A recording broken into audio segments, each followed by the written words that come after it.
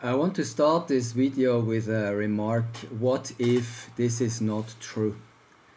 We all read, we all saw that Africa in general claims that they have been and they were exploited, and they are still exploited, by the way, by Western countries, or now they are bringing in the Chinese. So when I read throughout these books, these historic books, I saw that that is definitely not close to the truth, because the most exploitive people I've ever read about definitely were the African people. They were exploiting each other, they were enslaving each other, they were selling each other, they were butchering and they were torturing each other on levels which are hard to imagine. So what we have to understand, when they were faced with a new people coming into their country, not trying to sell and buy slaves from them, not to do that, but to oppose these trades and these slave raids, like Samuel Baker and some German people, and even the British did from the beginning, because all of these explorers and missionaries were strongly opposed against slavery. So what is missing in that context? I found a chapter here in a book, the Baganda. It is written by the ex-prime minister of the Baganda kingdom, Mr. Apollo Kakwe. And this gentleman, he was able to write, because what is very interesting about the Baganda, they started reading and writing pretty fast. They also embraced Christianity pretty fast.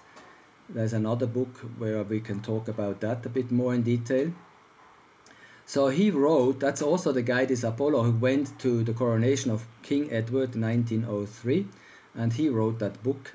So, and he wrote here in a chapter, the men who served the various chiefs on their estates were mostly young men. It was they who were the most energetic and successful in the looting campaigns the king ordered from time to time against the neighbors. When the booty was brought home, the chief selected that which pleased him most from among the loot of his subordinates, and so became a rich man. The king might show favoritism and assign his favorite chiefs to frequent and lucrative campaigns.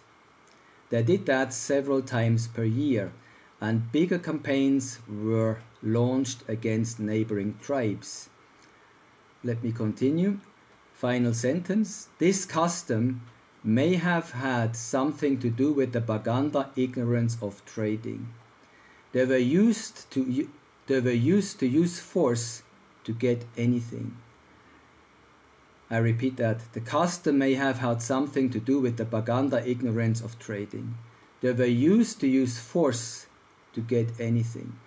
So you don't work for what you want, but you just take of what you want.